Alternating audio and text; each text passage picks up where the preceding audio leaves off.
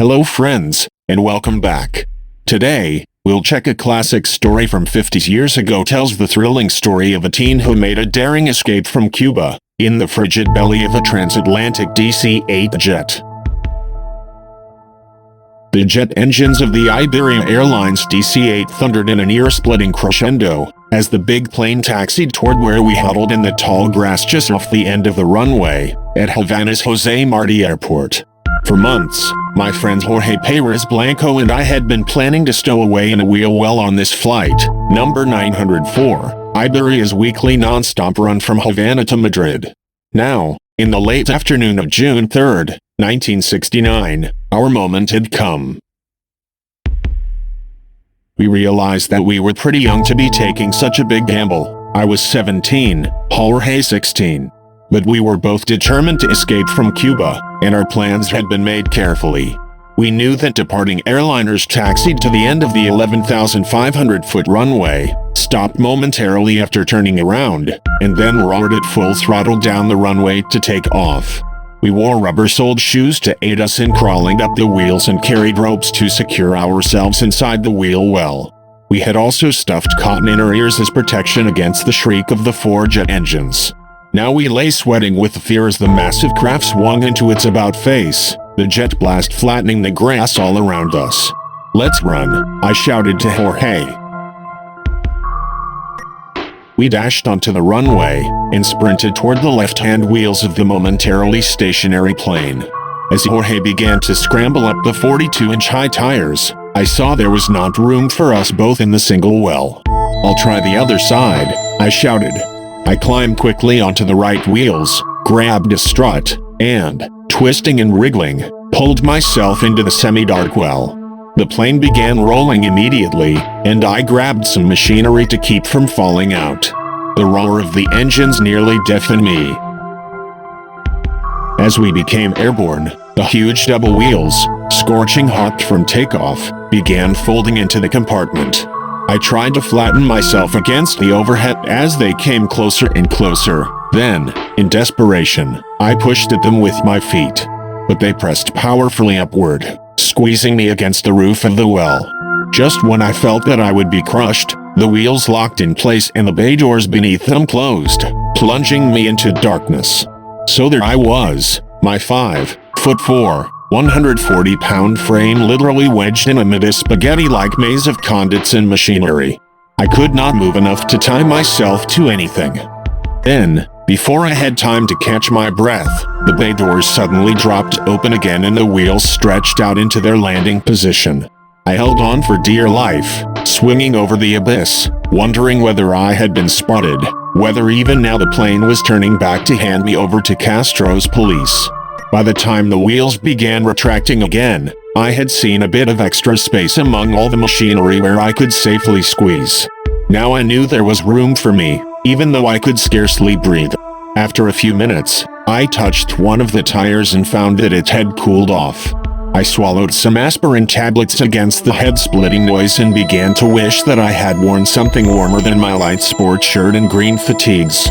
Up in the cockpit of the DC-8, Captain Valentin Vardelli, 44, had settled into the routine of the overnight flight, which would last 8 hours and 20 minutes.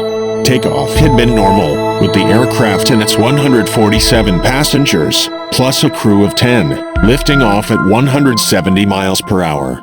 But right after liftoff, something unusual had happened. A light on the instrument panel had remained on, indicating improper retraction of the landing gear. "Are you having difficulty?" the control tower asked.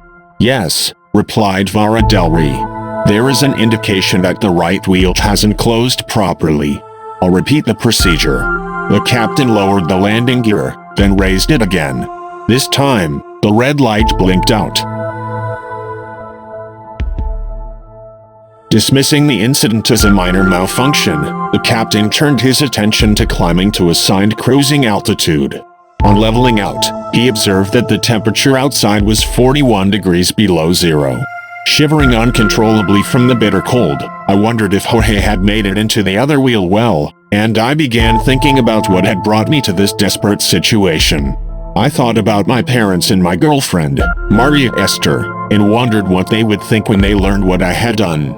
My father is a plumber, and I have 4 brothers and a sister. We are poor, like most Cubans. Our house in Havana has just 1 large room. Food was scarce and strictly rationed. About the only fun I had was playing baseball and walking with Maria Esther along the seawall.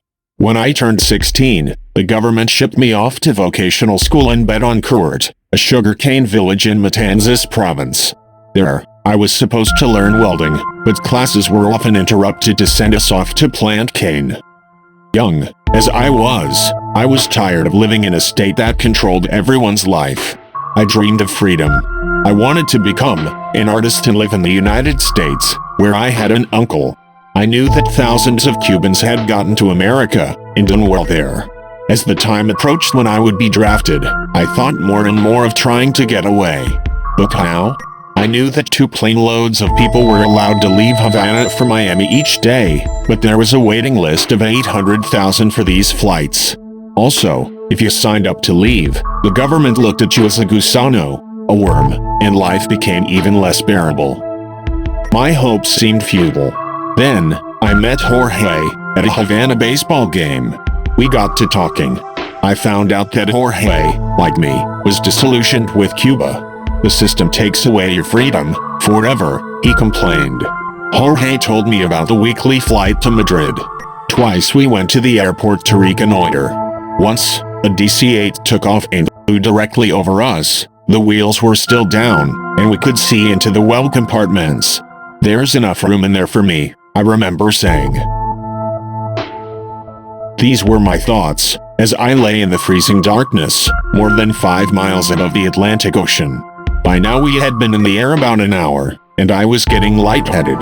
Was it really only a few hours earlier that I had bicycled through the rain with Jorge and hidden in the grass? Was Jorge safe? My parents? Maria Esther? I drifted into unconsciousness. The sun rose over the Atlantic like a great golden globe, its rays glinting off the silver and red fuselage of Iberia's DC-8 as it crossed the European coast high over Portugal. With the end of the 5,563-mile flight in sight, Captain Vardelri began his descent toward Madrid's Barajas airport. Arrival would be at 8 a.m. local time, he told his passengers over the intercom, and the weather in Madrid was sunny and pleasant. Shortly after passing over Toledo, Vardelri let down his landing gear. As always, the maneuver was accompanied by a buffeting as the wheels hit the slipstream and a 200-mile-per-hour turbulence swirled through the wheel wells. Now the plane went into its final approach. Now, a spurt of flame and smoke from the tires as the DC-8 touched down at about 140 miles per hour. It was a perfect landing, no bumps. After a brief post-flight check, Vardelri walked down the ramp steps and stood by the nose of the plane waiting for a car to pick him up, along with his crew. Nearby, there was a sudden, soft plops as the frozen body of Armando Socarras Ramirez fell to the concrete apron beneath the plane. José Lorenzana, a security guard, was the first to reach the crumpled figure. When I touched his clothes, they were frozen as stiff as wood, Lorenzana said.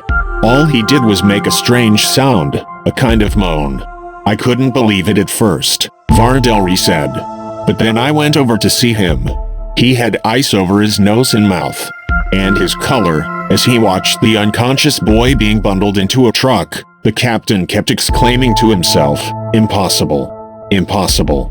The first thing I remember, after losing consciousness, was hitting the ground at the Madrid airport. Then, I blacked out again and woke up later at the Gran Hospital de la Beneficencia in downtown Madrid, more dead than alive. When they took my temperature, it was so low that it did not even register on the thermometer. Am I in Spain? Was my first question. And then, where's Jorge? Jorge is believed to have been knocked down by the jet blast while trying to climb into the other wheel well, and to have been put in prison in Cuba. Doctors said later that my condition was comparable to that of a patient undergoing deep-freeze surgery, a delicate process performed only under carefully controlled conditions. Dr. José Mario Pagers, who cared for me, called my survival a medical miracle. And, in truth, I feel lucky to be alive. Experts said that at an altitude of 29,000 feet and a temperature of 41 degrees below zero, a person would be expected to live only a few minutes. An engineer said, the chances of not being crushed by the retracting double wheels were 1 in a million.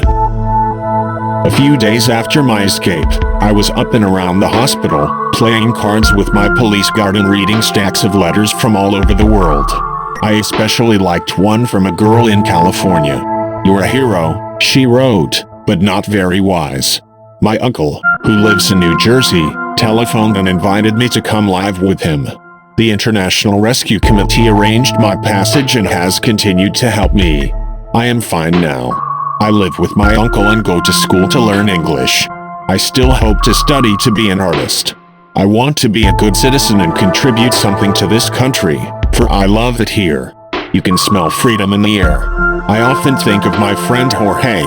We both knew the risk we were taking and that we might be killed in our attempt to escape Cuba. But it seemed worth a chance. Even knowing the risks, I would try to escape again if I had to. Armando is now 69 and he lives in Virginia. He retired from the transportation industry.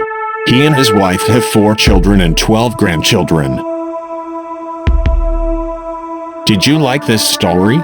Do you know any familiar story? If you like real life stories, press like button and subscribe for more video. Thanks for watching.